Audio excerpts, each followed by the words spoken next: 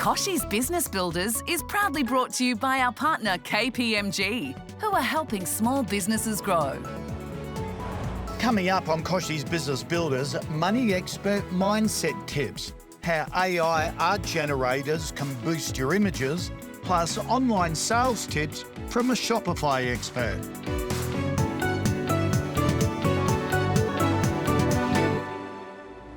G'day and welcome to a special episode of Kochie's Business Builders, where we'll be taking a deeper look at one of the biggest issues facing small business owners. I'm talking about money. Money is a hot topic across all of Australia right now, as everyone from small business owners to their customers juggle rising costs, increased borrowing rates, and spikes in inflation. So what can we do about it? Well, wouldn't we all like to know? Well, joining me today to unpack the situation is Glen James. Glen is a former financial advisor and the host of the popular finance podcast, My Millennial Money. He's also the author of Sort Your Money Out and Get Invested, and the founder of SYMO Interactive, which links Aussies with advisors to help them sort their money out. Glen joins us now. G'day, Glen. Welcome to the show. Thanks so much for having me. How did you get interested in money?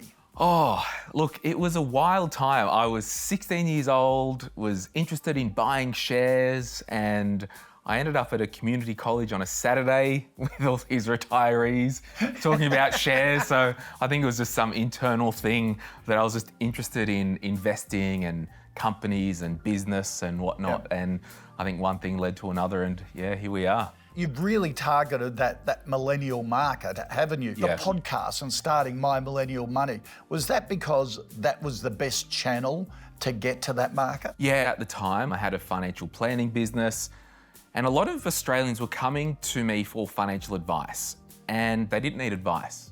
They needed a budget, they needed to get out of debt. So I thought, hang on, I'm sick of having these conversations over and over again. I need to just spread the word wide. We've got to go right back to the start and look at our foundations, our spending, our cash flow, all the basics. So it's about your money mindset, isn't it? As you say, right from the very start, the foundation. Where did you get yours from? I think we've all got a mindset that is within us from experiences growing up. I had a pivotal point, particularly when I was in my early 20s, and we've all heard the book Rich Dad, Poor Dad. Yep. I actually had a rich dad mentor, and he really changed my mindset, and particularly around small business and giving things a go, and you've got nothing to lose and all that. So small business owners start a business because it revolves around something they love, a passion. You don't normally go into business to do the bookkeeping and the administration.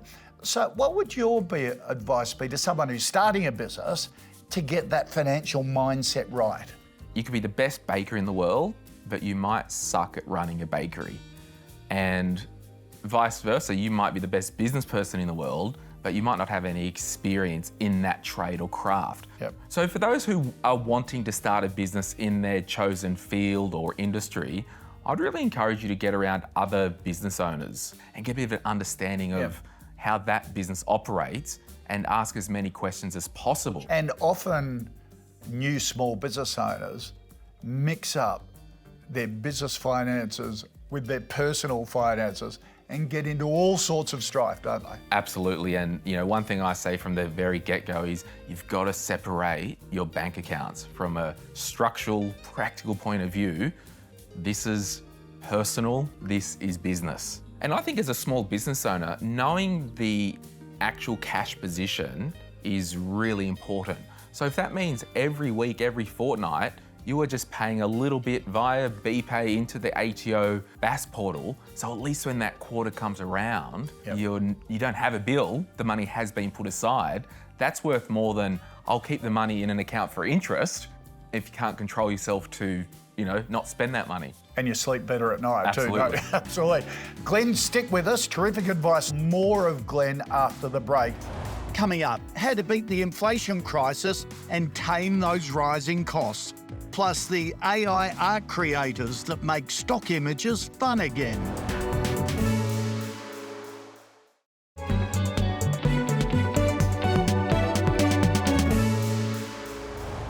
Well, do you know Kochie's Business Builders has a website? It's a great place to find all the latest business news, advice and tips to succeed. Check it out now at www.kochiesbusinessbuilders.com.au and get your fix of small business inspiration. Well, welcome back to Kochie's Business Builders. It probably comes as no surprise to hear that Australians are struggling under the weight of inflation. According to recent data from the ABS, Aussies are dealing with price rises across the board. Cost of food and drinks has increased 8% over the past 12 months. Accommodation and travel up 25%. Medical expenses 7%. Electricity 16%. And that doesn't take into account the price rises that came into effect on July 1. Then, of course, there's mortgage rates, which have risen by 91% over the last year, while rents have also skyrocketed. It's no wonder we're all feeling the pressure containing our business and household costs. So, if you're going to make it through this cost of living crisis, we're all going to have to get a bit savvier. Glen, a lot of Aussies are feeling the pinch at the moment. What proactive steps can business owners take in particular to try and contain this inflation beast? Yeah, it is rough for everyone, and a lot of the time the business owners end up carrying the bag. Like anything in life, you get results with what you put your attention to. So when times are good, you might not pay attention as much to some of the expenses in the business and some of the debits that just keep coming out. I'd say to any business owner, you must almost do monthly audits of your cash flow, your expenses, to really get on top of that, because you may be paying for stuff that you have not used for some time, and that money is better kept at this time in your pocket. That is great advice, because the other dilemma for business is you're facing these rising costs. So what do? Do you absorb them, or do you pass them on with consumers? I don't know if you've noticed lately, with technology and point of sale terminals, almost every small business now, and a lot of the big retailers, are just passing on the 45 cent or 0.05% merchant fee, because the technology is allowing them to pass that on now. So that is one way that you may be able to pass on those costs. But I think the biggest thing to take advantage of is the whole customer experience. Because if you do need to charge more, just from a cost of goods point of view, can you turn up the customer or the client experience so it feels a little bit more premium? The non-cost values, that sort of almost taking your good or service to a premium level without increasing the price too much. And then that's the other thing with your business. Do we then say, okay, we need to move segments and to move into that premium space and actually charge a premium, but also deliver a more premium product or service? So yes, you can increase your price if you're perceived to be giving more value, which is your point. Price is what you pay, value is what you get. And I suppose that comes down to really planning your strategy into the future, isn't it? It's time to really sit down, not just to go through the cash flow line by line, but your business. What does your business do? Should you be cutting products, line ball products, and focusing on the winners? Yeah, so I've recently been through this in my own business, looking at the things that we did. They had to return two things, either a hard dollar cost or return an impact. So we're doubling down on what is working. Yep, streamline your business. Absolutely. Clear the fat, trim the fat.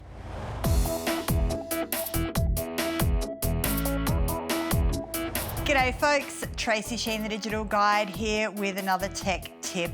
This week we're talking about AI art generators. So you've probably heard of platforms like ChatGPT, but the art generators will help you create paintings, images, graphics for your business. Now there's a few of them out there, so I encourage you to go and just have a bit of a play, but there's ones like Midjourney, DALL-E, so DALL-E. There is Stable Diffusion. Even Canva now is offering you the ability to create art from an AI point of view. It'll do 2D, 3D, pop art. It'll merge the platforms together. So the point is you need to have a bit of a play, and always remember the key to any of these AI platforms is to make sure that you're really clear with the input that you're giving. So I want to create a piece of 3D art that is a sad penguin walking through a Christmas village. From there, you can refine the process until you get exactly the style of image that you're looking for. Give it a go. Digital art, fantastic little thing to have a play with. Great position to start from for your graphics. Let me know how you go. So stay curious, keep learning, and keep playing. Coming up, how financially literate are you? Find out why financial literacy is a cornerstone of business success.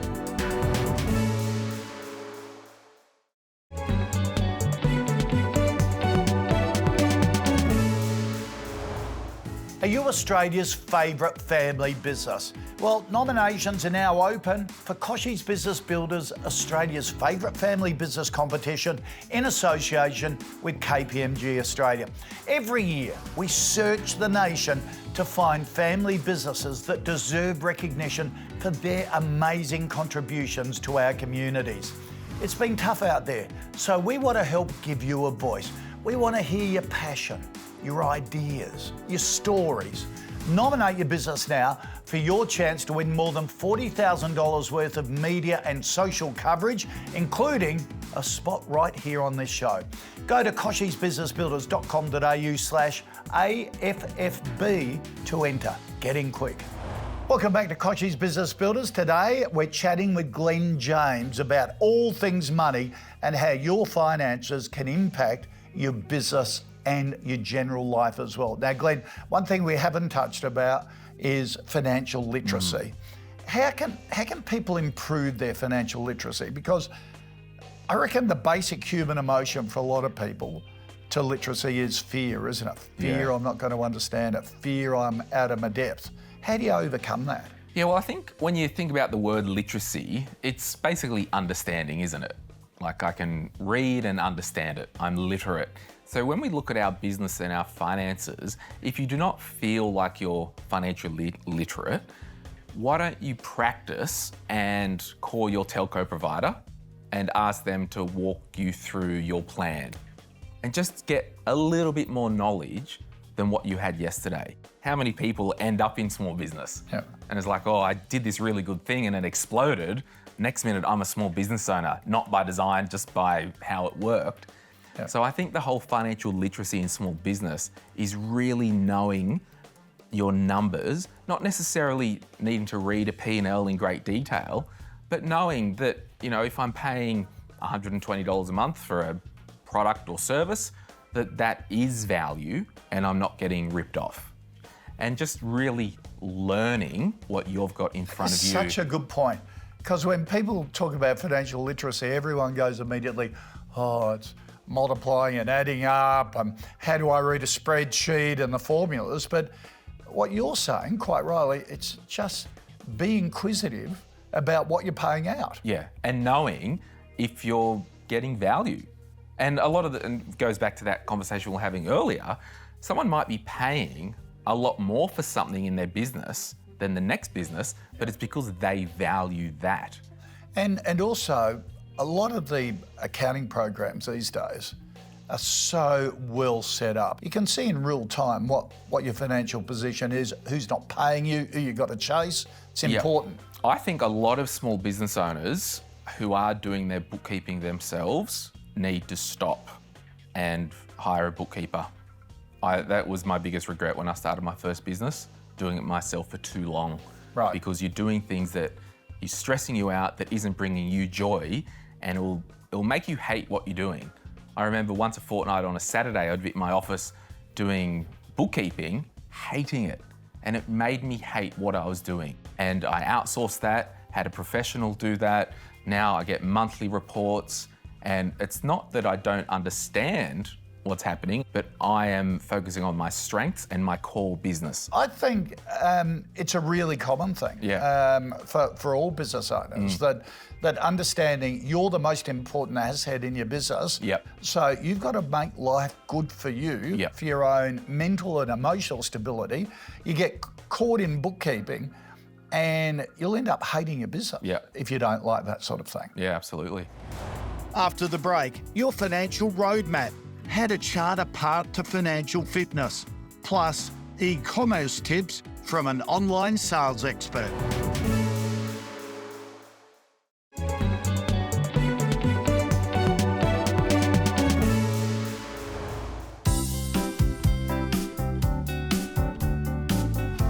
I'm Paul Waddy from paulwaddy.com. I'm an e-commerce advisor and coach and the co-founder at Ecom Nation.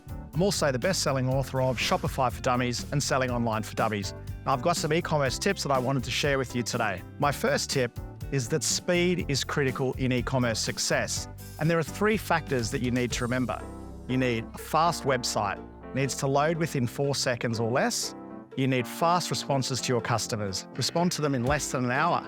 And you need fast delivery, whether it's local or anywhere over the world. Another tip when it comes to e-commerce success is to focus on your email subscribers. They're likely to be your highest lifetime value customers over time, and they're generally free to obtain. So try and get as many email subscribers as you can, and try and email them at least once a week, but make sure that your engagement is high. You should be getting at least 20 to 25% open rates. A good tip to getting more email subscribers is to give them the option at checkout to sign up to your newsletter. Another tip when it comes to marketing in e-commerce is not to spend too much money on advertising. It's easy to get lured into the trap of Facebook ads and Google ads. As a rule, try not to spend more than 15% of your total revenue each month back into digital marketing. And remember that at least 50% of your web traffic should come from free or organic sources. Welcome back to Kochie's Business Builders. Well, today we've been talking about financial fitness with Glen James. And when it comes to financial fitness, I'm a big believer in setting goals. But Glen, goal setting can be a daunting journey. First of all, you've got to find the time to do it and think clearly. Yeah. But where do you start? Yeah, this has been a really big challenge for my team. I lead a team of 8 people. And my personality isn't one that will easily have goals in a box and ducks in a row and methodical. And you've got to play to your strengths. And I think a lot of business owners who might feel trapped or aren't sure of what the next few years look like, well, let's do an autopsy of the business operations over the last 2 years and look at the things that, okay, this wasn't working, that almost killed me, but these 2 things here, we're good at. Let's strip it back, get back to a core business and a direction. And the steps along the way will become apparent if you really nail your direction. How do you start with that? Do you have to extract yourself from the business? Yeah, so a lot of times, at least twice a year, I do unplug from my normal day-to-day 9 to 5. I think as a business owner, you need that time, the space and the margin to think and dream and not have back-to-backs all day. Yeah. How much do you include your staff in that process? We have a thing in my team where, you know, if there is something that I want to do, we've got the language, I need to die on this hill. So it's very clear that this is, I'm dying, and they use that back to me. But I like to set the direction with the team. Staff members, they may not know the things that you carry as a business owner, so they might not see that direction is the right thing, but you need to take them with you, and then once you've found the direction, bring them in, how do we achieve this? Okay. Yeah. Are you a big believer in budgets? No. No! I have a spending plan, but in my business, you know, I forecast, I don't budget. That's a really interesting difference. Because budgets are rules, and I don't like rules. But that's the thing. Like my business, it is unique. You know, we have low overheads. We're 100% remote. Money does come pretty easily at the moment, which is cool. But I just make sure that I've always got emergency funds. I've got cash buffers. and I do a bit of an annual or 6-monthly forecast because things come up throughout the year. Yeah. Right. And financial success changes between people. What's your definition of financial success? I believe it is to not need an alarm every morning, not needing to trade my time for money, Right. and having complete discretion over how I spend my day. Right. And, you know, for some people that could be $100,000 a year. For others, it could be $600,000 a year. The amount doesn't matter. Yeah. And so my whole thing is, I've got this thing, I call it LOOT, life on own terms. You may have heard the acronym FIRE, financial independence, retire early. My whole thing is, well, why slug it for years, then go, all right, I'm going to retire. Let's just rewind back now and engineer our life so we're living that right now on your own terms. I love it. So I believe, life on your own terms. We're all adopting loot. Glen James, so good of you to take the time to join us today. Really appreciate it. Thanks, David. Good to see you, mate. Now, if you want to find out more about what it takes to manage your finances, check out Glen's website at mymillennial.money or tune into his podcast, Apple Music, Spotify or Google Play. And remember, if you're looking for small business tips or the latest news and expert advice, then you can find them online at kochiesbusinessbuilders.com.au or follow Kochie's Biz on Facebook, LinkedIn, Insta and Twitter. See you next time. Next week on Kochie's Business Builders, we get the lowdown on the business that made juice with no nasties a household name.